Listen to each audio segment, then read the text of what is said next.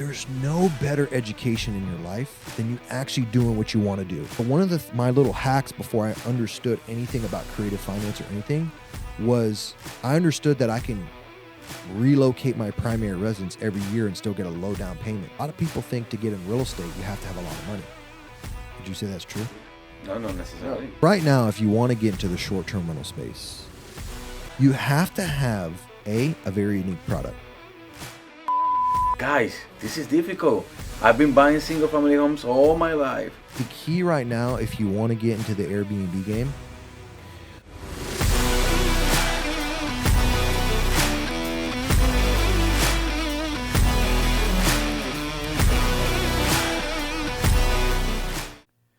Today I have a special guest that has a very interesting journey in the real estate world. And you're going to see, I'm not going to tell you more information about it, but it's important to stay at the very end because Javier Paredes, which is my guest, is the guy that is going to teach you how to scale a business from a house hack strategy to build up a huge portfolio, not only on Airbnbs, but single family homes, but also in multifamily and other asset class. Stay tuned. But let's go back how you started in the business, because you were doing Airbnb, or you're still doing Airbnb, right? Mm-hmm. And that was your first real estate business venture? yeah, actually, me starting out in the real estate, my first foot in the door was kind of like these guys. You know, they sell residential real estate, and you know, I quickly realized how transactional the business was. Right, like you can make really good money as being a realtor, but at the end of the day, you're only as good as your next sale.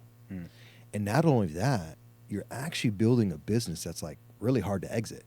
Like, how do you exit being a realtor?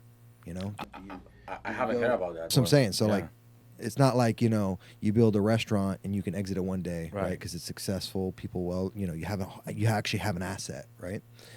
With being a realtor, you know, again, you're only as good as your next sale, and at the end of the day, you don't really have a sellable business, right? So I understood that very early on. But my real foot in the door was being a realtor and seeing the power of real estate. And at the time, I was selling a lot of properties to investors, and I got to kind of see the recipe of what they were doing with these properties. And I was like, you know, I need to be an owner of the product that I'm selling. I felt like the Kirby vacuum guy who door knocks and doesn't own the product they're selling. And I always tell people, if you really want to sell anything at a very high level, own the product that you're selling, right? I tell all salespeople that. And so in any industry. In any industry, Yeah. right? You should own the product you're selling, because that shows that you believe in it. Yeah. You know what I mean? So that was actually my foot in the door, was being a realtor. And I took advantage of, at the time I took advantage of, you know, being a real estate agent and getting paid to buy real estate. So funny enough, my first 2 years in the business, you know, I was the 1099 employee, because that's what we are as realtors. We're 1099 employees. And obviously, I tried to go to the bank to get a loan, and the banks didn't trust me because I was a 1099 employee. And hey, we want 2 years of income, this and that, blah blah blah. And this is before I knew creative. This is years before I understood creative finance. How many years? I've been in the game since 2015. I got my licensee. I was a licensee in 2015. At the end of 2015 is when I started my journey. So this is in 2015. This is in 2015. Okay. Yeah. Fast forward today, obviously we're in 2014, and a lot has happened in that journey. But I'm just talking about from the time I became a realtor and got my foot in the door, was becoming a real estate agent. And I was actually smart, because early on I realized, like, this is a transactional business, and this is a business I can't really exit. Like, think about it. You spend majority of your life building something, and I can't turn around and sell it, right? But you know what? I like that mindset, because not everybody's thinking that way. No. Because people are building a business just because they want to make money. They want to be free out of their W-2, but they don't think about their exit in the near future, right? Percent. You should always think about your exit first, and most people don't. Right? They get into any business. Most business owners don't think about their exit first, and it actually should be your exit first. Yes. And most realtors, unfortunately, are, you know, trained. They're brainwashed to think like, hey, I'm going to sell this next piece of real estate. I'm going to collect this next commission check, And they go out and they just spend and splurge their money on all these type of things. And they don't own the product that they're selling. I didn't want to be one of those guys. I knew that I was in an industry that it was super important, and it was super important for me to own the product that I was selling, which was real estate. But why is that? You were doing sales before for another company? No. I was actually, to kind of rewind a little bit, I was actually never in sales, actually. What really got me into real estate and my first introduction into it was I was renting a bedroom at one point for $400 a month. This is when I transitioned into Orlando. I'm born and raised in Miami, lived in Miami as a little boy, left Miami about at 12 years old. There's a little town north of, or little town, I call it little town, little city, called Ocala, Florida. It's the horse capital of Florida. And I lived there because my mom wanted to move from Miami to Ocala, which I hated. And nothing to do, nothing going on, not much opportunity. And I moved there, and I lived there for about 10 years. And I realized, like, I maxed out all my potential in Ocala. So I remember when my lease agreement up, I'll never forget, I remember when my lease agreement was up. And I went from Ocala, my lease agreement was up. I was like, you know what? The next closest, biggest city to us was Orlando. I had $16,000 saved in my name. And I rented a bedroom. I was like, yeah, let me just test it out. That's the reason why I rented a bedroom, really. I could have got like an apartment or something, but I was like, let me just test it. I don't want too much investment into this city. So when I when I moved to Orlando, I was doing the same thing I was in Ocala, which I worked for horse shows at the time. I wasn't never riding horses, but that was like the thing there, right? Horse shows. And I did all these very labor-intensive jobs. And actually, as a little boy, when I lived in Miami, I was actually a very young entrepreneur at spirit.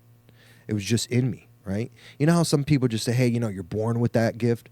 Well, when I was a young kid, I actually was very business savvy, right? I was never the kid that wanted to be in front of video games. I hated video games. I hated TV.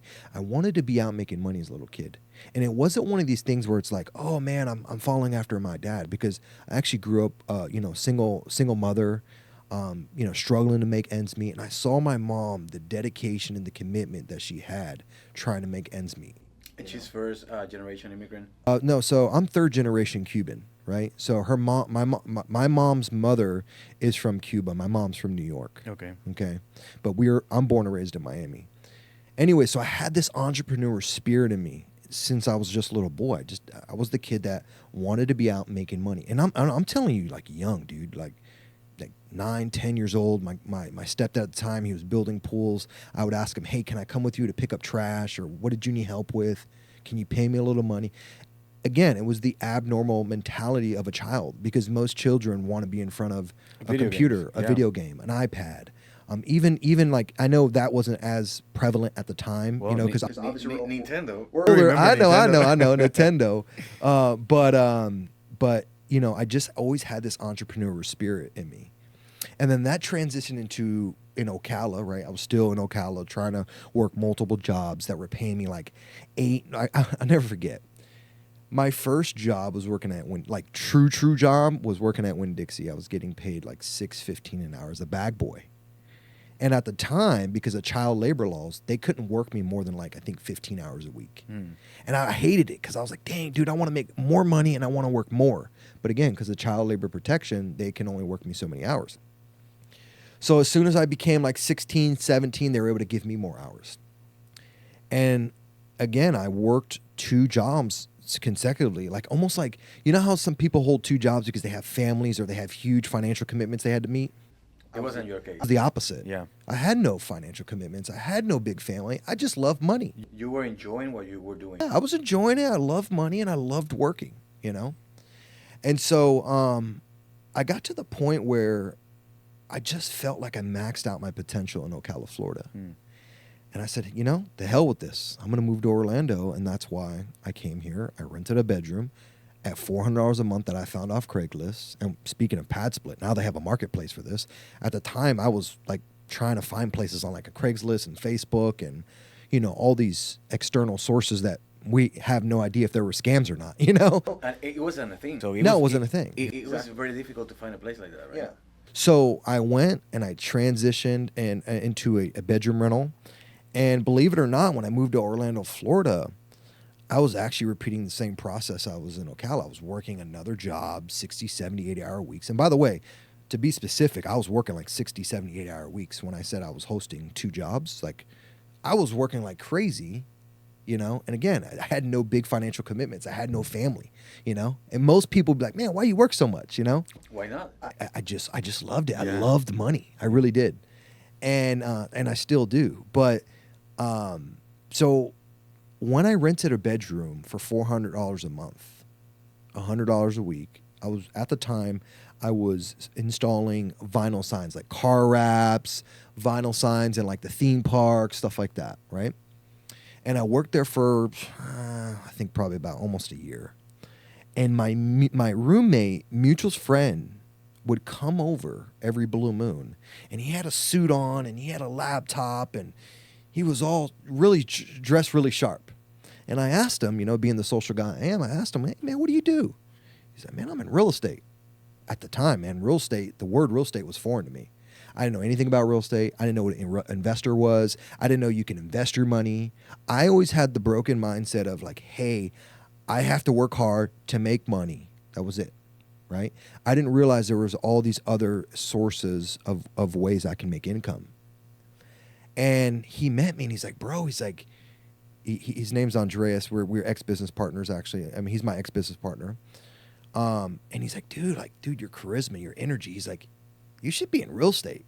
You know, he looked me dead in the eye and he's like, you should be in real estate. I said, all right, cool. How do I get in real estate? You know, Without knowing anything. not knowing anything. And he was a realtor, right? And he said, man, yeah, just go take this test and get your state license, and now you can start selling real You estate. didn't know anything. I didn't about know it. anything. I didn't know anything. But I was willing to take risk. I had a little pocket change in my pocket. And a lot of people listening to this, you got to realize my risk tolerance was really high. Still? My risk tolerance is still really high. But I'm just saying at the time, my risk tolerance was high because I quit my full-time job. I didn't know anything about real estate, and I became a realtor. It took me about almost a month to get my real estate license. How old were you at the time? Well, I was a licensee in 2020 or 2015, so I was 25 years old. 25. Yeah. 25 years old. So so I got my real estate license. Took me about a month, and then my buddy, I just kind of followed what he was doing. I was like, okay, I got my real estate license. What do I do next? He said, hey man, you know, come to this brokerage that I'm at, Exit Realty Central, right? I was like, all right, cool. What do I got to do? He's like, yeah, just meet with the broker, hang your license with us, and start selling real estate, right? And he kind of was giving me some blueprints of how do you get leads and how the fundamentals work. But and no details at all. Well, he was kind of guiding me through the process. Like, you know, again, like at one point we became business partners, and I'll get into that in a second. I remember, like, after a couple weeks of me being at the brokerage Exit Realty Central, again, I had $16,000 in my name, and I was, again, high risk tolerance. I looked at him. I was like, hey man, do you want to partner up on some Zillow leads? This is, again, 2015, right? Almost 2016, end of 2015. And I looked at him. I was like, bro, you want to partner up on some Zillow leads? I got some money saved. He had some money saved, and we looked at each other like, yeah. I said, I'll throw $500 a month. Would you throw $500 a month? Dude, that was a lot of money to me at the time. You know, not now. I look at 500. I was like, 500 ain't doing nothing. But it was funny because the cost of a lead at that time was like $20 a lead. You know, $15 a lead, $20 a lead. You know, for every inquiry you get, right? Now they're like 80, 100, 120. It's crazy, right? Mm-hmm. The lead business is a good business, by the way. But I saw him because he was in real estate as a realtor about a year before I was. And I saw him pick up his first fix and flip. He was a real estate agent. He picked up his first fix and flip. He wasn't partnering with me or anything. But I saw what he was doing and how he was acquiring the real estate. You know, he started talking to wholesalers, and then he got a hard money loan. And so I got to saw the whole entire blueprint of what he was doing. And it was funny enough because at the time he actually partnered with my broker to do the flip. My broker, he leveraged my broker, him and his money and his resources, and he had a little money, and he invested a little money into that flip. They fixed it up, they flipped it, pretty straightforward, right? Then about a year later, I saw him do his first buy and hold.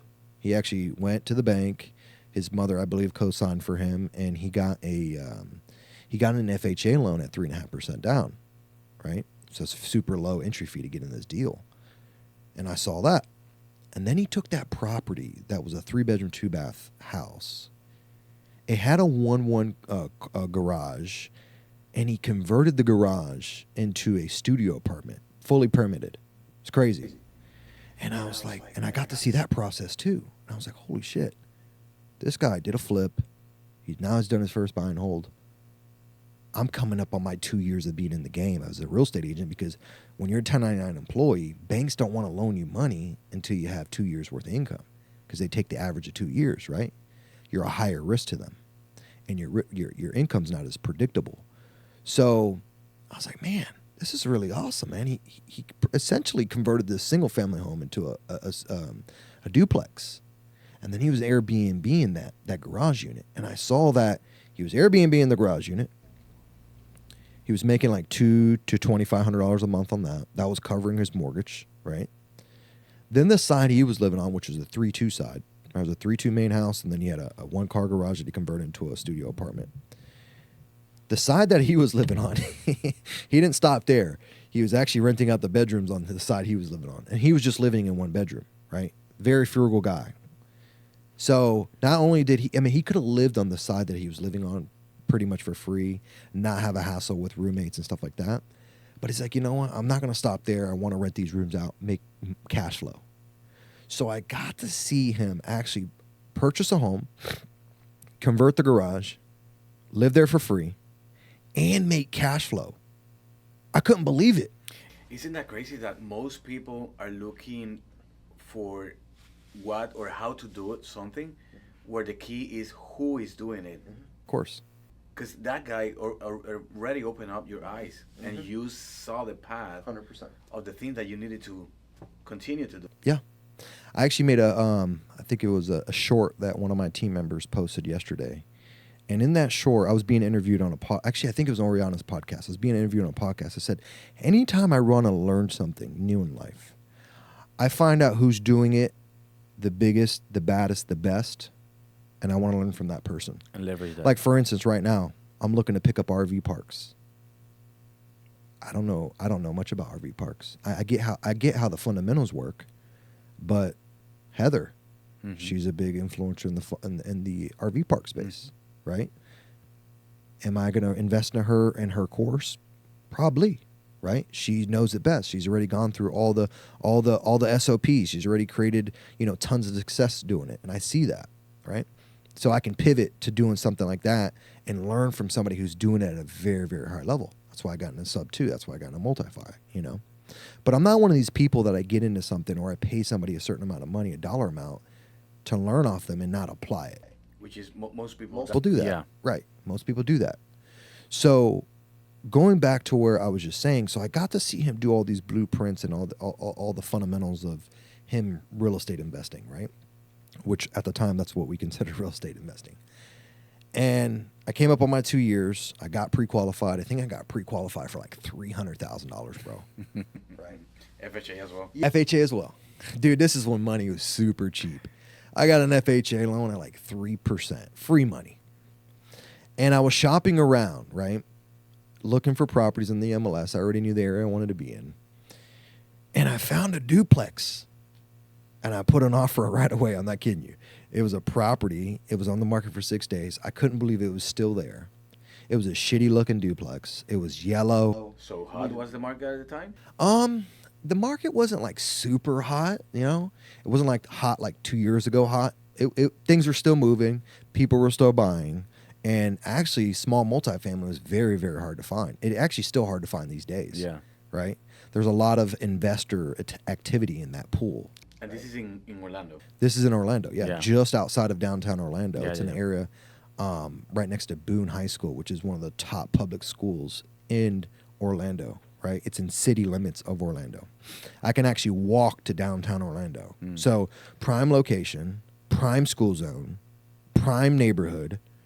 I mean, I struck a gem. I couldn't believe it. You still own it? I still own it this day. You won't sell it. No, Don't sell it. I'll give you the quick scoop on this one, right? So I bought it 3.5% down. Now think about this.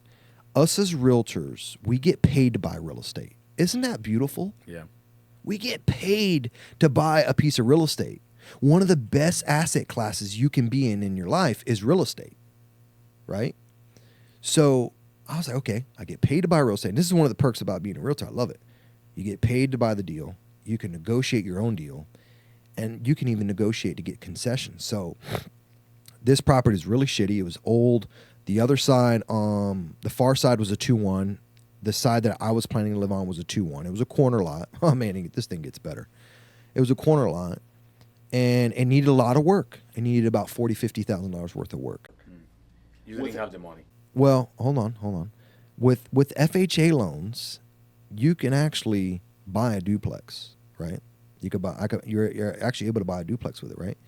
So I negotiated for the seller to give me, I think it was like $10,000 or $15,000 in concessions. Mm-hmm. So I got my commission. I paid that, or I allocated that toward closing cost, right? The cash to close. And then I got the seller to cover my closing costs. So I bought the deal.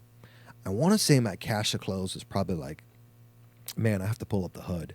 It was probably right around like maybe 12, 13K I got this house for. But I had to close on it and do all this work. But I brought a lot less money to the table. Yeah. And at the time, again, this is my 2-year mark as a real estate agent. At the time, I was saving all my commissions. I again, coming back to where I'm coming from, like I was a very frugal guy. Like I used to be my friends hated hanging out with me. I was the penny pincher of all time. Literally the penny pincher of all time. I didn't want to spend money. I just wanted to keep it, make it, keep it, make it, keep it. And so I had the money to invest into the rehab.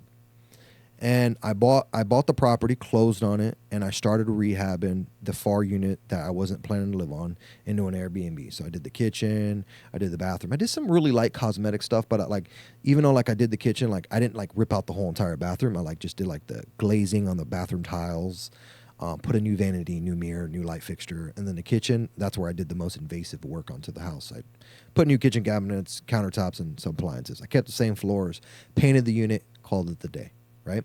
I wanted to be the least amount of money in this deal, but make it look pretty at the same time.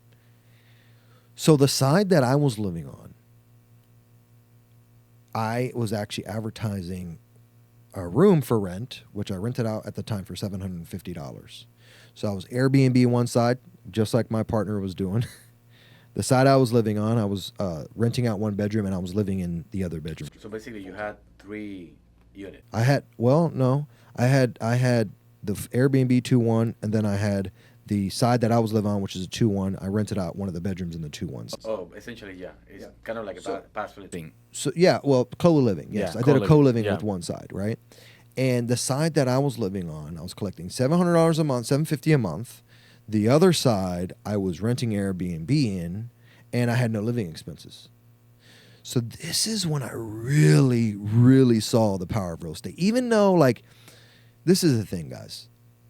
When you're watching this, you're not going to hear us say a lot of things that you might want to implement. But there's no better education in your life than you actually doing what you want to do, right? You want to lose weight, you go to the gym. Then you see a result. Well, even though I can watch so many gym videos to seeing people getting fit and have inspiration from videos and reading content and all this stuff, the most powerful thing is you doing it. Mm-hmm. But you have to take imperfect action. I didn't know really what I was doing. I just kind of knew about houses a little bit at this point, going through all the inspection reports from all the houses that I sold. So I had a good understanding of the fundamentals of real estate and the components of a piece of real estate as well, like inside the components, like the plumbing, the AC, the roof, the electrical, which I call the hearts and lungs of the property. And once, I would say, when I closed on it, rehabbed it, lived there for almost about a year, I saw the true power of real estate, dude. Think about everybody's biggest living expenses is a car, their mortgage, or their rent. I owned a what did I own at the time? I think I had did I have my Tesla? No, I owned I think I had a truck, a paid off truck. I didn't have any rent. I had a mortgage, but that was being paid for by the Airbnb. What was the mortgage at the time? Probably around like I think it was around like 1,800. Which is not a big deal compared with the money that you were making on this Yeah. deal. Plus, again, I was making $750 a month from the room. And you were house hacking as well. Yeah, I was house hacking the side I was living. Yeah. So then I took it a step further on the same exact property. Now, mind you guys, I bought this for $280,000. Okay. Today it's worth $600,000. But what I did was both the 2-bedroom, 1-side units, like one side was 2-bedroom, 1 bath, the other side was 2-bedroom, 1 bath. They both had carports. And I hired a contractor to enclose the carport into a living space. So the side that I was actually living on. So now I actually got it permitted to essentially be a triplex, right? We built a studio apartment out of the carport. So a carport's about 150 square foot approximately. And we took this square footage on this carport was actually 224 square foot. We took it and we created an exterior door, a little kitchenette, a little living area, and a little place for a bed. And so this one property now, it's a triplex. It doesn't have 3 meters, so I guess it's technically not a triplex, but the way I rent it out, it's generating 3 incomes. So it's got an Airbnb on one side, an Airbnb on the other, and then long-term tenants in the middle. And this is, I guess, this is the way that you started, not only in real estate, but also in Airbnb. Correct. Because you were, what I love about this story is that you were trying to figure things out all the time. You didn't have a plan for it. Yeah, no, I didn't. Most people are looking to have the best plan to start in the business, right? So this is back to my analogy. Like, I can watch gym videos all day on how to get fit. Yeah. I can read about 6-packs and diets and this and that. You won't get any But results. unless you go to the gym and you put your ass on a treadmill or you start lifting weights on a daily basis, and if you're not consistent at it, you won't get good and you won't see results. Mm-hmm. The problem with us as humans, we want instant gratification and everything, and we don't want to be denied on nothing. Yeah. Right? We don't take rejection as humans really good. That's with anything, by the way. You go out and get a girlfriend or a boyfriend, or you might like somebody and they say no. You don't handle that rejection the right way. You can be in sales and you're trying to sell something and someone says, "No, I'm not a buyer. I don't want to buy it. Don't call me again." People don't handle that well. But if you want to learn anything in life at a really high level and quick, learn it from the best person who's doing it at the highest capacity. Learn from that individual, and I'm sure like they're monetizing on some type of course content that they have, but try to get in proximity to that individual and see what they're doing, and you become a product of your environment. I tell people, you want to learn a new language? Don't try to use Duolingo. Go live in that country where that language is being spoken for a year or two. You will be super fluent at it very quick. You want to be wealthy? You want to be rich? Go hang out with wealthy and rich people. You need to be able to speak the language. You'll start becoming a product of your environment wherever you do, whatever you're in. You know what I mean? 100%. Same things like, you have kids. Yep. Right now, if your kids, they leave school, they start hanging out with kids who are partying, smoking, drinking, guess what? Your kids are going to start hanging out, partying, smoking, and drinking. Again, they're a product of their environment. So that first deal gave me the recipe, but yes, I did all the training I saw that my buddy was doing. That was training for me, right? Real life training. I saw him doing these deals. I bought that piece of real estate. I turned it from a duplex essentially into a triplex, and now that property is worth $600,000. But here's the beautiful part. I also saw my buddy doing a ton of cash out refinances on every single one of his deals. I was doing everything he was doing. I'm not kidding you. He was your business model. Dude, exactly. I'm not kidding you. He's doing cash out refinance. He knew he was doing, and when you want to talk about risk tolerance, I have a high risk tolerance. He's got a way higher risk tolerance, right? Like, you talk about someone taking imperfect action, he's super quick to take imperfect action, right? Super high risk tolerance. So, yeah, I mean, he knew what he was doing. I mean, he was learning off other people too, but it was getting passed down the chain. You know what I mean? Mm-hmm. So I saw him do it. He would take out $70, $80, $90,000 on our properties. Because remember, when we bought our properties, we bought them very cheap. 2-3 years later, the market was appreciating at such a high rate.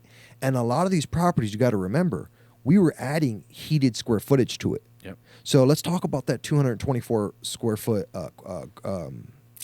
carport that I converted.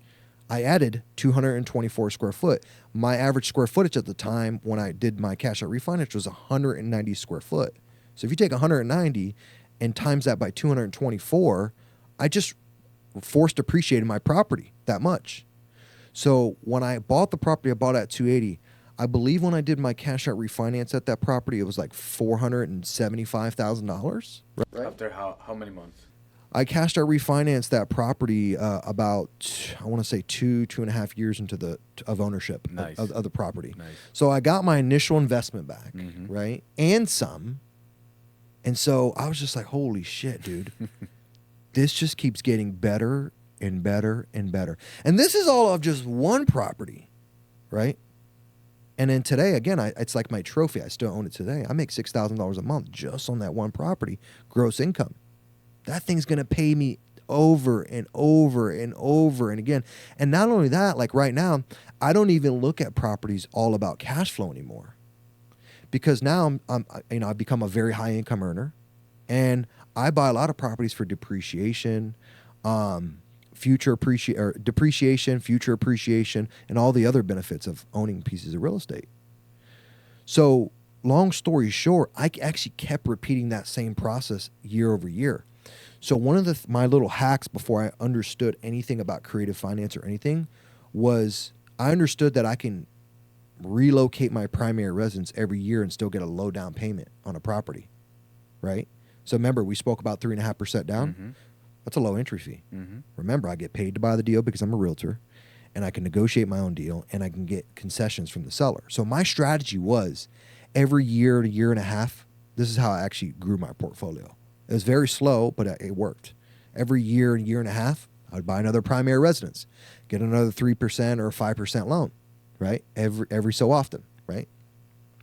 And I would house hack it. Get another home, move another year and a half, house hack that home. And I just kept rinsing and repeating that same process, getting these low down payments, free money from the banks. Because remember, when I was doing this, 2016, 17, and 18, interest rates were 3.5%, right? Very cheap money. I kept telling people, cheap money. And it was funny because I remember from hearing from all these people, oh, don't buy, it's going to crash, it's going to crash, it's going to crash. Just imagine if I listened to all these people, right? And I was smart. I was like, you know what? I don't care if it crashes. I don't care what the market does because these are long-term holds, you know? I'm holding these things for 7 to 10 years, if not infinite. Might pass them on to my children. So I understood that. So I didn't really care. I didn't listen to the outsiders. And I'll remember every time I did any type of business move in my life, I'm going to refer back to something right now. Same thing when I went to make those $500 investments into Zillow leads. I remember asking realtors who were in the business already. They're like, oh, no, those leads are garbage. Don't buy those. Don't buy those. Again, if I listened to them, I wouldn't have been making the money I was making at the time. But isn't that the same story that, in my case, I've been listening to that story for years. Even in the 80s, in the 90s, the 2000s, everybody, says that the market is going to crash. And we're still, up here. Crazy. Crazy, man. I know. I've been hearing this for a long time. For a long time. And I don't have the crystal ball. I mean, there's lots of predictions, but, look, at the end of the day, I'm making money whether we're in an upwards market, downwards market, or a sideways market. It doesn't matter. You know what I mean? Like, I'm shaking and moving no matter what. Because at this point, I have so many tools in my tool belt, right, that I can utilize and pivot. Like a lot of realtors right now are struggling. Yeah. It's because, again, they're so focused on that sale. They were never focused in real estate investing. So right now, their paycheck is contingent upon market sales. You know what I mean? They don't have any other tools in their tool belt. And it's not actually their fault. You know why? Because the system is very broken. You get your real estate license, which doesn't teach you anything about real estate, by the way. It just teaches you some little laws and this and that. It doesn't teach you anything about real estate investing. And then once you get your real estate license, you put it at a brokerage. Then the brokerage doesn't really teach you shit other than, hey, go out and produce. Go out and produce. How many units did you sell? How much volume? How can we help you get your volume up? right? That's the realtor talk. Yeah. How can we help you get your volume up? No one talks about, hey, how can we make you rich? How can we make you wealthy? It's not really common in being a realtor. And when I was a realtor at the time, don't get me wrong, like being a realtor gave me a lot of perks, right? And it got me to point A to point B. I used it as a vehicle. Again, I was going back. I was very smart. I used it as a vehicle to get from point A to point B. And every time I was in these rooms full of realtors, hey, what's your portfolio look like? I asked other people because I was like on my first or second property at the time. So I felt like a big shot. I was like, hey, man, what's your portfolio look like? Oh, no, I don't own anything. Hey, man, what's your portfolio look like? Oh, I don't own anything. Man, 5-6 years into the process, I was like, man, I'm in the wrong rooms, bro. I'm in the wrong rooms.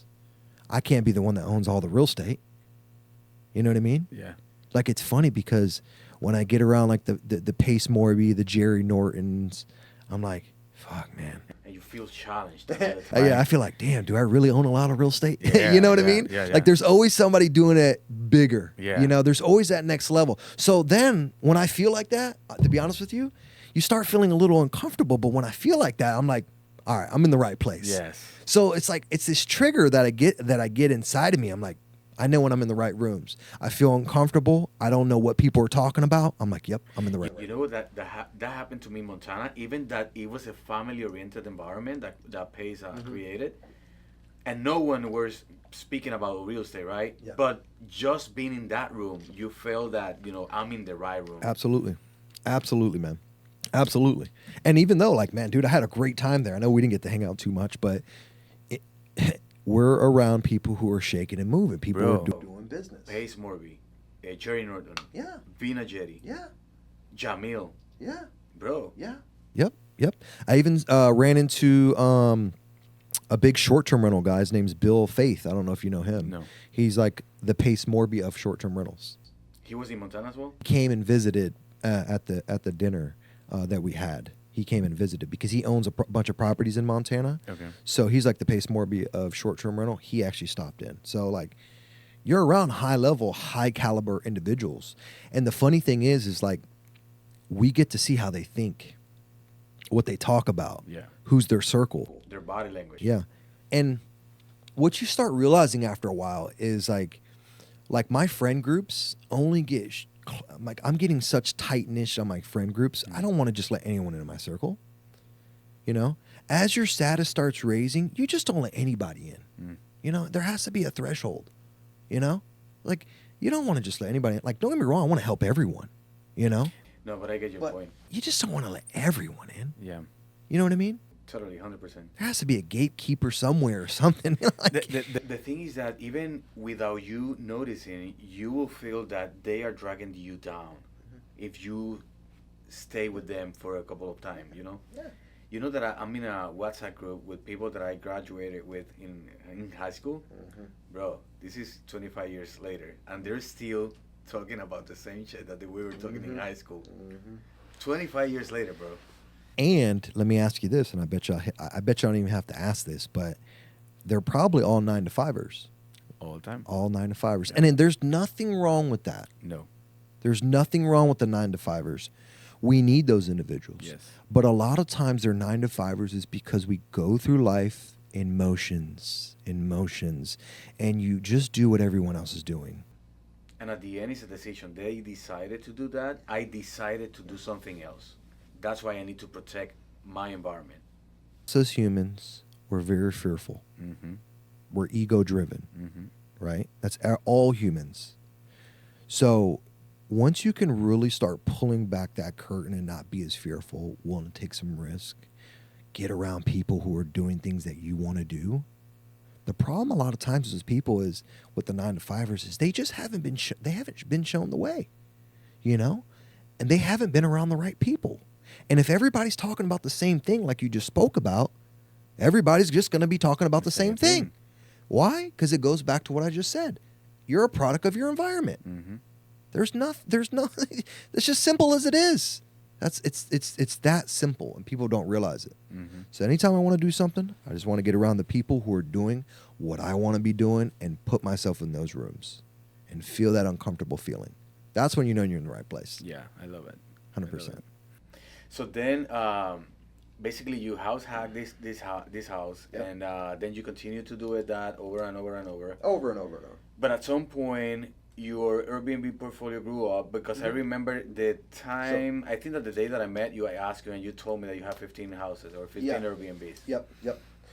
So I have a nice size portfolio of STR short-term rentals, and been in the short-term rental space since 2016.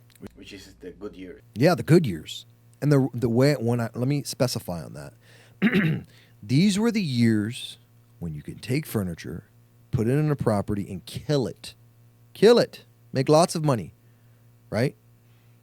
Now, fast forward today in 2024, you will never survive if you do that now. So what's the hack now? What's the key? The key right now, If someone wants to continue doing Airbnb. the key right now, if you want to get into the Airbnb game, so I'm still in it to this day. All my properties are still up and running. And the only reason why my properties that I just talked about by putting furniture in a property and that's it, calling it a day, the only reason why those properties are still performing is I have very low debt service on them.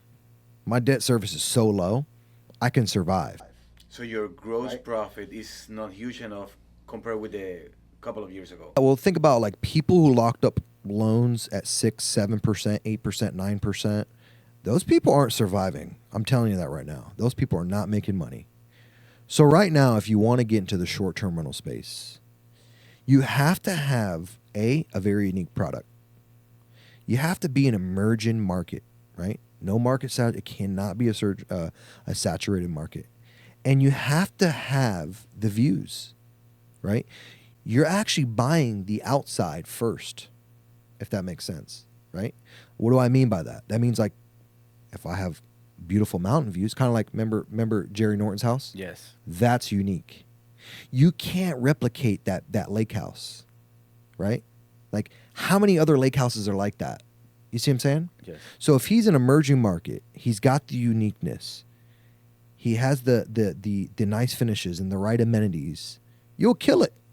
But you're always buying the outside first. And you're buying the zoning. Obviously, a lot of people know that the short-term rental space is being very regulated right now. Yes. A lot of regulations. I remember back in 2016, everywhere you look, it was very foreign to cities and counties. Now, they know how big of a business it is. They understand how much of a dynamic they've made in the short-term rental space, right? So Airbnb has become a multi-billion-dollar industry. Well, guess what? A lot of cities and counties either A, have banned it, or require to get some type of permit or be in the right zoning. Well, I hate to tell you, there's a lot of places that are not short-term rental friendly, you know? So if you're buying a property and you're not in a short-term rental friendly market, you don't have a unique product, and you're not buying the outside first, good luck. You're not going to survive.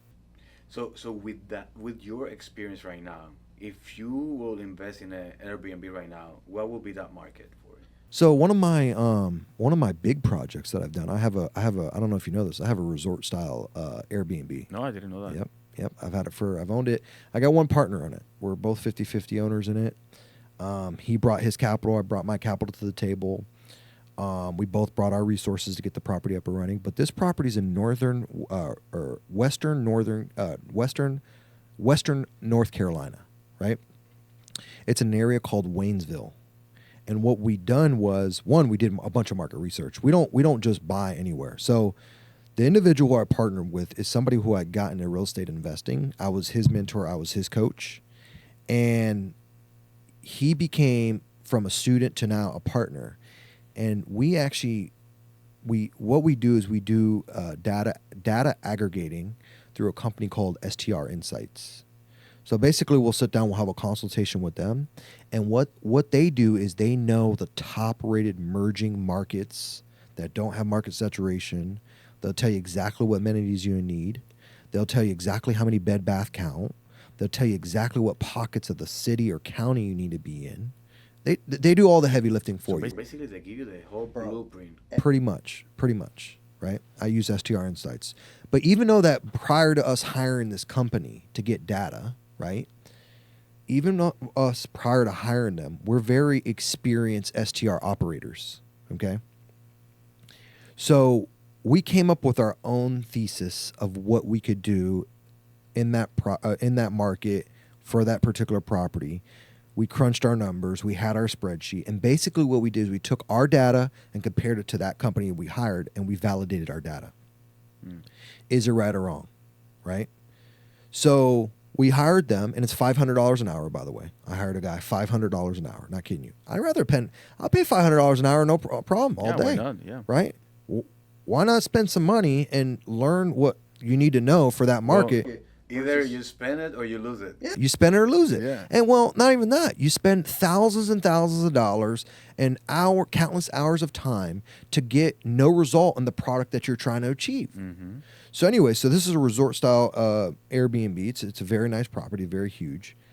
Basically, it's got mountain valley views. Like you know how Jerry Norton's house looks? Yes. I have that same thing. In Montana, the same one. No, mine's in No, but I mean, yes, I had Jerry's that house same in thing, Montana. that same view. When you go out, you're like, whoa! I have that same view, right?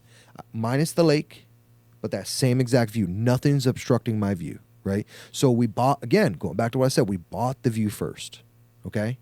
So I had that same view, and what we did was we built a 24 by 12 deck. So there's huge upper deck like he has, and then we have a huge lower deck like he has, right? I'm just cross-referencing so you have a clear vision. And we have a lower deck that we built, and on that deck, we put a custom-built Estonia barrel sauna right from Estonia, right? Cedar wood. We put a 5-seater badass jacuzzi with strobe lights built in that changes colors automatically. We put a ice bath in, a plunge bath. It's called from the company called Plunge. It's one of the top ice baths you can put in. So just on my amenities alone, that's like almost $40,000 just on those amenities alone. So what have we created here? Let's talk about that for a second.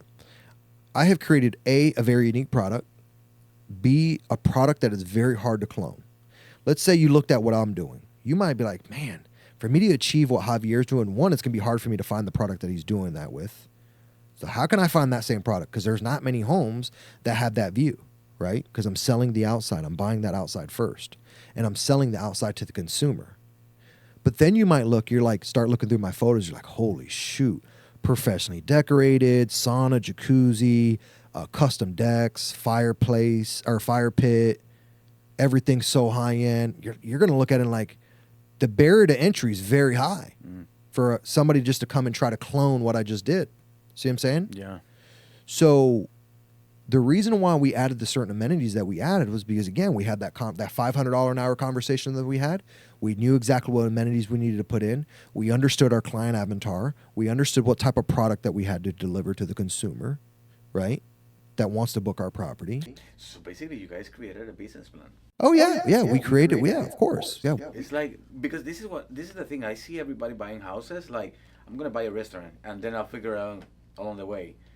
But what I see in what you guys did is that I'm going to create the business plan before I build the restaurant.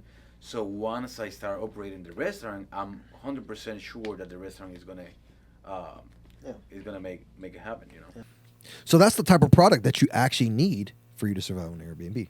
Long story short. So it's in today's world, it's not about the property itself. It's about the view, the amenities that you can create around the property. You're buying the outside first. Nice. Right. And think about it. If you have the correct outside, that's like a barrier around your house that no one will ever get into. Because remember, it's hard to clone that. It's not like they make a whole bunch of homes that have that view. You see what I'm saying? Yeah. And this property is still performing? Oh, yeah. It's going to do, so I paid $500,000, right, for it. It's going to do $120,000. Nice. I'm looking at another property right now. So I only do luxury ones now. Had a conversation last week with the same guy for $500 an hour. We're talking about new markets. So another market that I'm looking at is the Bourbon Trail. You know where that's at? No. Kentucky. No. Okay. I like that, but nobody's talking about those markets. No one's talking. No. See. Oh, let's not air this, man. Let's not air this shit. I'm giving value to you guys, but no. That's the thing. No one's talking about these markets. They don't know them. They don't think these markets are good. You see what I'm saying? Yeah. But I know stuff that they don't know. But this is because of the data that you are having access to. Yeah, I've hired a data aggregator. He's just aggregating data. He's a professional at what he does. He sits there and mines data all day for short-term rentals. So we use a company called SER Insights. Kenny Well, he's very well known in the space. He's kind of like the Benson Privy guy. Mm-hmm. He's kind of like the Benson Privy for short-term rentals. Think of Nice. him like that. So you're in using AirDNA. We don't use AirDNA. So his company think about it like this same thing as AirDNA, essentially. But at a high level. Yeah, higher level, a little more hands-on, data's more accurate. Think of it like that. Okay. But same business concept. Same business concept. Nice. So So now you're continuing building up more Airbnb. slow, very, very slow, and very unique properties. Just not scaling like I was, but it's not because like, hey, I need unique properties. It's more so like I don't want a whole bunch more just because, to be honest with you, Alex, I'm ready for really big projects right now. Okay. And so that's why I got into Multify. Can you talk about that project? So I'm looking into big, so I want to be a little bit more efficient in my real estate investing. So as we start growing and as my real estate investing career has changed, meaning like I've done a ton of single family, I've been through a lot of transactions, I've had a lot of experience. I have a lot of experience in the residential world. I'm now pivoting into more bigger projects like RV parks, storage units, multifamily, right? Because I want to be more efficient when I'm real estate investing. Okay. The issue with me and buying one home in Kentucky or North Carolina or Orlando or wherever it is, it's just my portfolio spread so far out. So I want more density and I want more efficiency in my portfolio. See what I'm saying? What is that? So efficiency. So like, No, I mean I know what is it, but why? because if I'm more efficient in my real estate investing, my scalability of me scaling my real estate portfolio is going to scale a lot quicker. Mm-hmm. You see what I'm saying? So I'm looking for efficiency. You know what I mean? Mm-hmm. Me buying 100 units, multifamily, is more efficient than me buying one single family home. Mm-hmm. And the amount of energy that goes into buying one single family home can take a lot of the same time. You know what I mean? It's not apples to apples in time wise, but I'm just saying like the reward of my time here buying bigger deals, I'm going to reap bigger rewards. You know what I mean? Yeah. So I'm just focused on bigger deals versus like buying the onesies and twosies. You know what I mean? Yeah. And another thing is I'm in that phase of, I'm in a growth phase again. I'm in a point in my life where I'm like, okay, I've mastered my craft. I've done tons of deals. I want to learn something new, you know, because, you know, as a human, we get stagnant. You know, Yeah. you start getting like, oh, okay, I've done this, I've done that, I've done this. It's the same thing over and over and over and over again. So I'm just ready to learn about a new asset class. I'm ready to learn about taking down bigger deals, and I'm going to take down bigger deals. You know what I mean? Are you gonna syndicate these deals or? Eventually, yeah, syndicate, but I might just open up a 506c, 506c and raise. But yeah, probably do some syndications and stuff like that. With the RV parks, I'll probably, you know, because those are a little bit easier to take down because you can get like a 40 to 60 pad, but, you know, depending on the market, obviously. And a lot of people are like, oh, no, that's not true. You're probably going to be about like $2 million for like a 60 pad, maybe, you know, 2.5 mil, maybe as low as like 1.5 mil, depending on the market, right? Lots of variables to that. But with the bigger deals, like 100 unit plus, I would say like multi-family, you know, quick buy box. So you guys know is like, I want like value add 75 to 100 units or more. That way I can actually place management on site. You can afford management at that point. Obviously, the smaller multifamily, it's harder to afford management. And I think I talked to you about that before. Yeah. That you have somebody that does some smaller management. What asset class? Are you looking- So I'll say, I would say C. See, C class. I think for me, is the Sweet spot. yeah. C? Yeah, C, because D is the war zone. Yeah, no, and I know B, that. and B. B sometimes you don't cash flow. Yeah. Yeah. So I would say like I agree with those things too. So I want to say C asset class, value add. I would love Florida. I would love my backyard, but that's probably not going to happen. But I would be okay with, you know, Georgia, North Carolina. I'm in those markets already. I have really good teams in those markets as well, and I have really good connections in those markets. So East Coast markets are really good for me. I want to start there. So and then with RV parks, I definitely want to be, I would say, minimum of 60 pads plus, 50 to 60 pads plus. In Florida. Again, I would love it in my backyard, but it's not going to happen. Yeah. We all know that's not realistic. But that's also good too, because then I'm not like trying to micromanage my asset. Yeah, You know, yeah. like I like what I notice. Like if I buy a home locally, I want to drive by it every single day. Okay, so Airbnb, multifamily. Well, we haven't talked about PadSplit yet. Oh, we haven't talked about pads.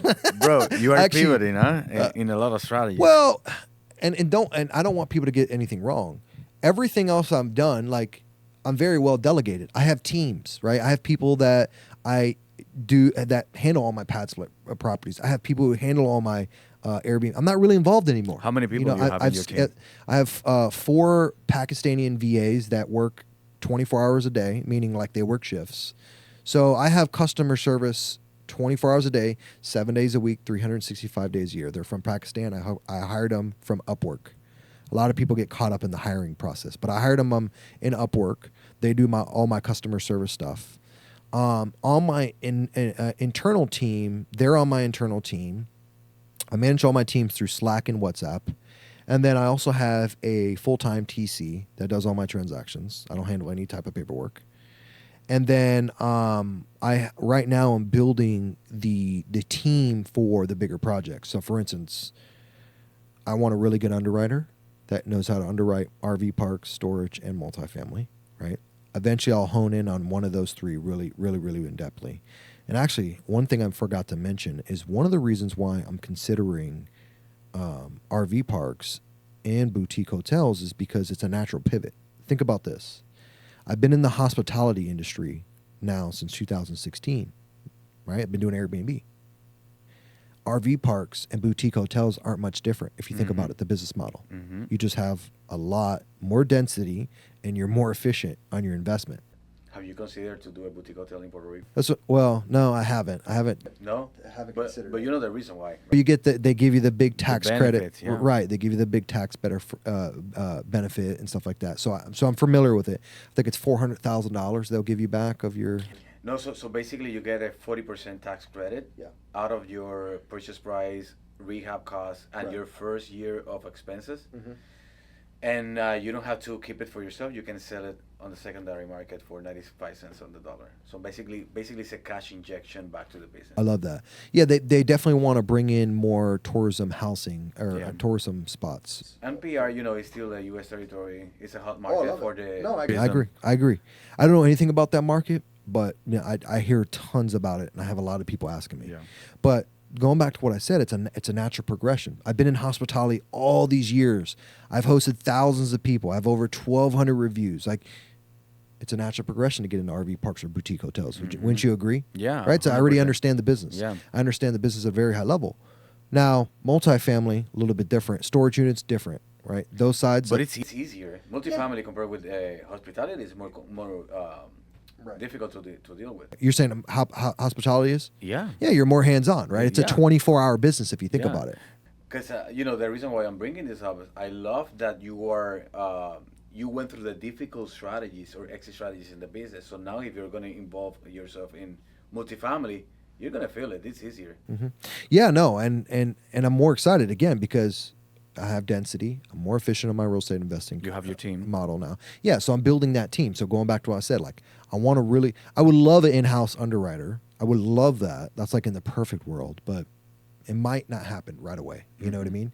Because think about this. If I can have somebody solely focus on underwriting, like I can have the conversation with the commercial brokers or the sellers. I can raise the capital. That's not the problem. But it's not that I don't understand underwriting. I just don't want to do underwriting. I don't want to play with spreadsheets all day. Yeah. Right? But it's very important to me as an operator, I understand underwriting because you also want to be able to pitch your deals very well. Yeah. You know what I mean? You can't just not understand underwriting. You have to understand underwriting to a certain extent. And you want to make sure that the numbers work. And you want to make sure the numbers work, right? Because again, your name, your brand is on the line. Yeah. So I want to make sure that the investors who are deploying into, let's say, my 506C, I want to make sure that they get a return and their money secure because we all know the saying, you make an investor money, they're going to keep investing. Yeah. Somebody you make money, they're going to keep investing. And it actually only gets easier. If you make somebody money and you go to ask them for money again, or let's say you go through full cycle and you say, hey, you know what? Here's your money back. We have this other project. You want to? Yeah, keep the money. Let's keep it rolling. They don't want the money. They don't back. want the money back. They just want to know their money's. They want the returns. So the hospitality businesses like, you know, RV parks and boutique hotels, those are definitely on the radar. Eventually, what I really want to do is I want to hone in on. Really, ideally, I would like to have 3 offerings in a 506c, right? One of the offerings would be multifamily. One of the offerings will be boutique hotels, and one of the offerings will be RV parks. So, have you considered maybe to do a debt fund?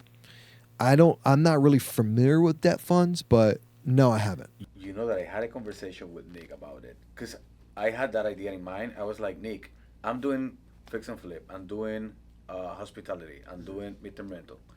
So there's a way to create a debt fund or something around those lines that I can raise capital and then deploy it whatever I want. And he said, what you can do is to divide or split the shares in, let's say, in names. He called it, for example, Class A is going to be only for multifamily. Right. Class B is going to be for PadSplit. Different buckets, Different buckets, yeah. So when you're pitching a deal and someone says, you know what, I'm not interested in investing with you in a fix and flip, but I would love to invest in a boutique hotel. Oh, I have the shares already, that bucket, you know, that you can invest with. Right. Yeah. So funny enough, I actually scheduled a call with Nick, a one-on-one consultation, and I paid, I think, like $500 for that, right? I actually was smart. I 50-50 it with another multi-fi student because he wanted to ask Nick questions. So I was like, all right, well, let's split this down the middle. We both can pick Nick's brain. So Nick, when I spoke to him, this is a few months back. This is actually in the beginning of the year. I had a one-on-one with Nick, and he advised that I do a 506c and have 3 different buckets with 3 different offerings. A similar conversation that we... Yeah, he didn't mention anything about a debt fund. So...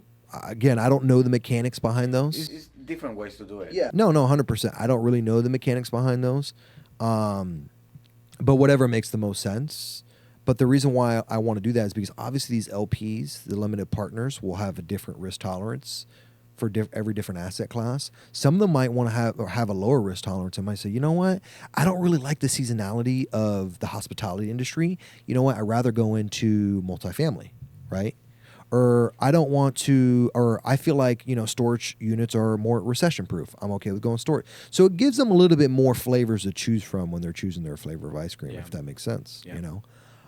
But we all know when you create a fund, not only now you have to have, you know, your investor relations, which is super important.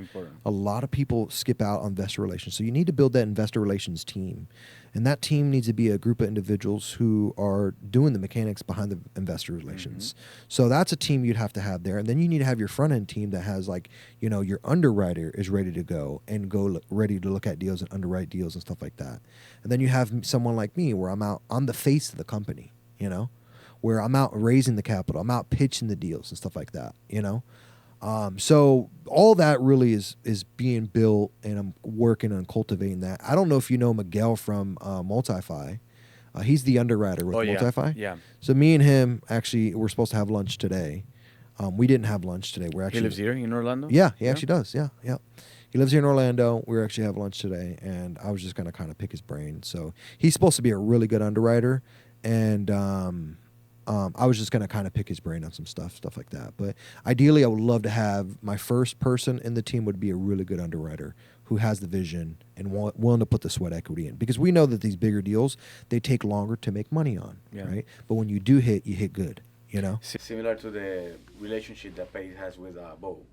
Yeah. Well, he's paying Bo $25,000 a month. But he's giving him equity as well. Right. Some equity, exactly. So... Actually, let's bring that up for a second. A lot of people think to get in real estate, you have to have a lot of money. Would you say that's true? No, not necessarily. No. You can give equity. So what is Bo doing? He's putting sweat equity in sweat equity physically working to get into deals, right? So he's underwriting. He's a high level multifamily underwriter that is not only getting I would say $25,000 a month is a pretty good salary. And it's interesting because now he owns a lot of properties with base, just doing the sweat equity. Correct. And so he's putting a lot of work in doing some high level underwriting to get into the deals with him.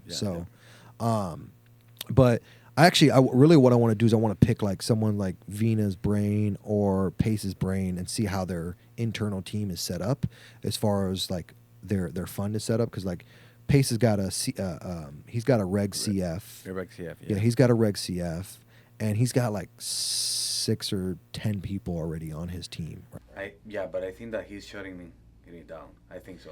I heard something about it. I agree. I think he wants to do syndications only. Yeah, because the price is too high to maintain that CF thing. That fund. Yeah, so there's a lot of things to consider. So, But I don't think that you want to target the small guy to raise capital, right? No. I would say your minimum buy-in is $50,000. Yeah, so you'll need a syndication. Yeah. So or a debt fund. Yeah, or I was going to do a 506C. You know. So but we'll see once I get down to that that path. So I've already been exploring. I've already had my consultations, and just ready to start pulling the trigger on some of these deals, get some LOIs out, get some deals run, take some imperfect action, and go from there. I'll figure it out along the way. Yeah. Do you have any good underwriters you want to refer me to? No, I'm on the right deals by myself. Oh, you are? Yeah. I have a process that I do what I call a napkin underwriting, and then if it's something that I can take maybe a minute to underwrite the property, and the numbers make sense, that I'll do a deep underwriting. Yeah. That's what I've been doing. But it's very difficult to pencil out in this environment with the interest rate, because multifamily is very traditional driven. Right, exactly. It is. It actually, you hit it right on the head. Like, that's one of the things, honestly, I don't like about it, is it's very traditional driven. Yeah. And that's why actually I like the storage unit in the RV park space, because you do see a lot of seller finance. Yeah. And you do in multifamily if you stay, I would say, under 50 units or less. Yeah. But once you start getting above 50 units, everything's pretty much difficult. It's very difficult. Yeah, very, very difficult. And it's interesting because I see people like Pace. I don't know if you saw the post that he did the other day, that that he's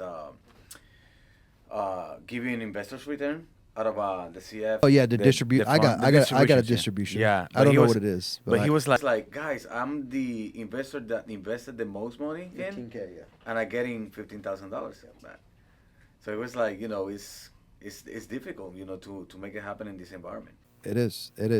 And again, it's funny because I actually watched that video that he did with I think it was with Colliard's broker, mm-hmm, that he did the Zoom video with. Mm-hmm. Did you watch the No, I didn't watch that one. So anyways, long story short was he was being interviewed, hardcore interviewed by a group of multifamily brokers on his credibility. He released that video? Yeah. But on YouTube?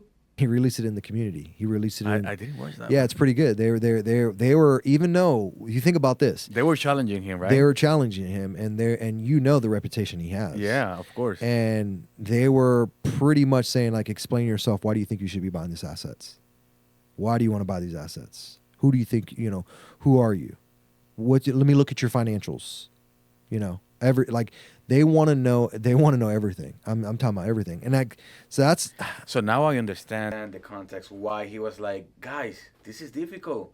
I've been buying single family homes all my life, and no one asked me anything about it. Yeah. So that's the thing. You could look at that as a good thing or a bad thing, because in the single family market, you do get a lot of knuckleheads, mm-hmm, that just don't know what they're doing, and you deal with a lot more, unprofessional people. I'm not saying there's not any unprofessional people in the multifamily environment, which I'm sure there is. But I'm just saying, like, just the level of professionalism is a lot higher, mm-hmm, because the bar and the barrier to entry is a lot higher when you're getting into the big multifamily deals. So you're dealing with a lot of people who are more professional, and people who are going to qualify you a lot more. And not only that, people are going to listen to the way you speak. Mm-hmm. Are you using the word whisper price? Are you using the word trade? Mm-hmm. Right? Even though that they use these words, it's so funny how they use these words in the multifamily. But it's the way that you can distinguish yourself from the crowd. Right. Are you saying product? So people are gonna qualify you just based on your verbiage, right? That's gonna show how extensive of knowledge you have in that sector of real estate, because we all know, like, real estate, that's the beautiful thing about it. There's so many ways to make money in real estate, So yeah, you should watch that video. He got qualified really hard. That's interesting. Yeah, it's really good. So a couple of things. So what's next? Really what's next for me is, again, the bigger projects, being more efficient in my portfolio building, and raising more capital from other people. So it's all about OPM, leveraging other people's money. So if someone right now wants to invest with you, what's the best way to reach you out? So right now, I'm at, for them to send me a DM on Instagram at the real Javier Paredes. Right now, I have a lot of PMPs that want to work with me because a lot of people see that I'm doing PadSplit very efficiently. And I have a lot of people reaching out to me wanting to partner with me in that sector. I'm still going to do a little bit of them. I've scaled it back just a tad bit just because, again, I'm putting my focus and energy into the bigger projects. But if they reach out to me on Instagram at the real Javier Paredes, matter of fact, all my social medias are the real Javier Paredes. So if they want to see what I'm up to and they want to see real life walkthroughs, if they check out my YouTube channel, the real Javier Paredes, they can actually see me walking through these projects pretty much in real time because my team does a great job. I mean, you've seen all of the content that we're putting out. So how many PadSplit do you have? 23 doors. 23 doors. Yeah. And this is in Orlando as well? I have Orlando, Jacksonville, Palm Coast. Why Jacksonville? So Jacksonville was a major metro market. I bought that deal because I was like, you know what? That's a major metro market. I'm going to crush it in that market. The issue with Jacksonville is the room rates are the weekly member dues are very low every week. So the average throughout the whole market, the average member dues every week are about a 175 compared to Orlando's about 229 every week. But the cost of real estate's a lot cheaper there. Yeah. So anyway, I had a guy as a wholesaler. He brought me a deal. He could not close the deal because he didn't know the creative route. So he got me involved, and I told him, I was like, well, do you have it locked up? He didn't have it locked up. He didn't have the right paperwork. He didn't have anything. So I said, listen, man, you're asking $10K assignment. I'll give you, really, I'll give you $5,000 if you keep bringing me these type of deals. Because I really had to do all the work, right? He was just literally just sending me an address and that was it, right? And you were buying this with the DSCR loan? No, this is creative. This is creative. This is okay. yeah. So you're asking me about Jacksonville. So this is the reason why for Jacksonville. Sub 2 or seller finance? Sub 2. What 2.75 interest You rate. stole it. Yeah, 2.75 interest rate for free money. And anyway, so my No HOA. No, I don't buy HOAs. Yeah. I don't buy any HOH communities. The best exit strategy for this deal was PadSplit. And so I was like, you know what? I'm buying a cheap deal. I'm buying low entry. I was like, best exit for this one is PadSplit. And so I tried it out. That wasn't my first one, but I tried it out. I was like, how can I go wrong? I'm in a major metro market. I started did my underwriting. I was like, you know what? I'm going to convert it into a PadSplit. So it was a 3-2. I converted it into an 8-bedroom, 2-bath. How much did you put into the turning into PadSplit? Probably about $40,000. $40,000. Yeah. Okay. Is the deal performing right now? Performing. It's stabilized. It's performing. That deal is a 8-bedroom, 6 bedrooms are rented out on it. So it's a full capacity right now? No. It's got 2 extra rooms ready to go. So I'm just over the margin of stabilized. So I am profiting a little bit, very little on that deal. Okay. My extra 2 bedrooms that are vacant right now, those are my profit ones. Okay. Right. So yeah. How is Orlando compared? Orlando's awesome, man. It's And how do you see Orlando on the PadSplit in the couple of years? Yeah, so Orlando is when I first started when I first launched the Orlando market, there was about 400 investors that had actual PadSplit properties. Now we're almost at 1,000. The last time I checked, so the supply has supply has increased a lot. The market is still phenomenal because this market, you can actually still find some good deals. Real estate is not as cheap as Jacksonville. Our medium home price is right around $385, but I could still find some good deals. But I'm getting way more money per week than I am in Jacksonville. So Jacksonville, right. I'm getting I got rooms as low as $150 a week. And here is 200, right? Oh, dude, I get minimum. My lowest one's $229 a week. Wow. My highest one's $275 a week. Nice. So and my occupancy rate stays pretty much at 90%. There, I'm at 6 and I'm struggling to fill the other 2 bedrooms. So definitely you're gonna stay here in Orlando. No, so my strategy with PadSplit has changed a little bit. So what I have done is my mindset at first when I did my first one was how do I take a property, chop it up to the smallest bedrooms I can, essentially create not prison cells, but create 90 square foot bedroom minimums, and how can I fit as many bedrooms as I can in the property. Then I went from that mentality to saying, how can I get as many bedrooms but premium bedrooms? So this is where the uniqueness in my STR, Yeah, You're bringing the STR. bringing my STR insights. So what's the uniqueness on PadSplit for you? So I mean, really, uniqueness is making sure every single room has these three components. It has the desk, it's got a nice desk, it's got a refrigerator, and it's got a TV. And then you make sure you're doing really nice beds. So I'm not doing like I'm not doing box spring beds. I'm doing like really nice foam mattresses, nice pillows, get people really comfortable and make it feel very homey. And then on top of that, we make sure we decorate and put really nice wall art up. So we make it feel like, wow, it's really cozy. It feels good to be in here. Oh, this bed feels so good. I would love to see. Yeah. You have pictures? Yeah, I got pictures. Oh, man, I pulled my soda out of the refrigerator. I didn't have to walk to the kitchen. You know what I mean? Yeah. Convenience. Not only that, they don't have just convenience. You're really mitigating people from arguing in the kitchen because someone took their soda, right? So, you could start doing accent walls if you want, kind of like that right behind you, right? So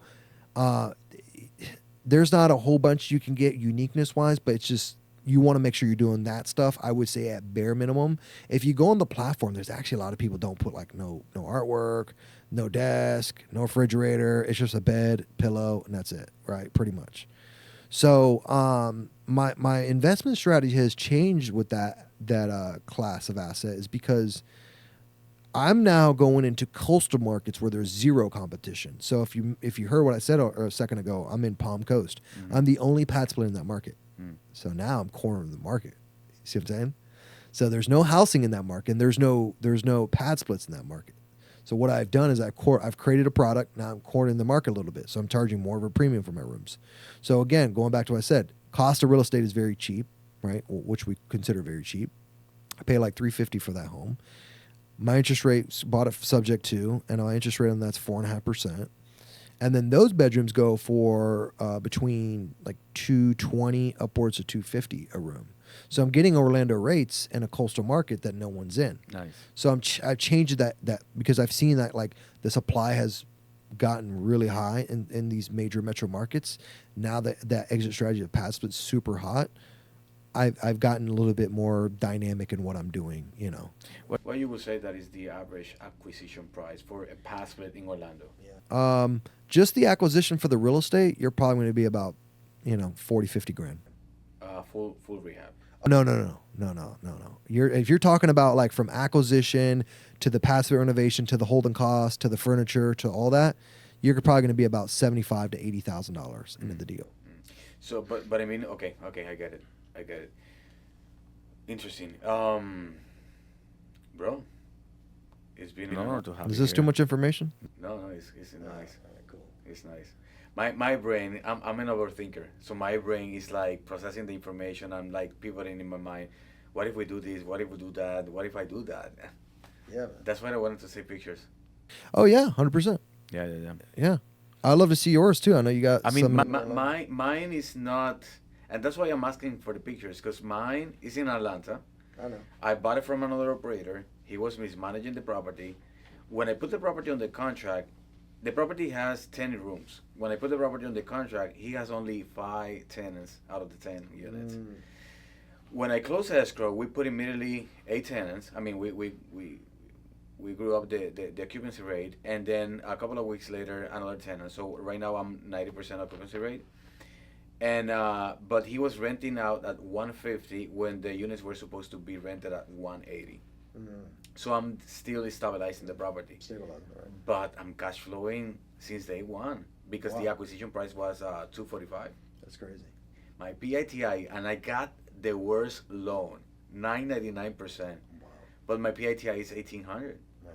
So I'm grossing around $7,000. That's actually the biggest market for PadSplit. Yes, and I had one tenant that he left, and in 4 days we got a new tenant immediately. Wow. And who's managing that? I have a property management company. They do only PadSplit, 100%, and they own PadSplit for themselves. Okay, so they probably charge like $300-400. They know what they're doing. Good. And they're charging me 9%. Oh, okay, 9% of the gross revenue. Yeah. Cool. Which is cool. Cool. And I live in Ohio. I'm not gonna. Yeah. handle that remotely. So for you viewers, one of the most important things is if you're building something, if you're cultivating anything in life and it's a business, make sure you can exit it and think about the exit first. Yeah.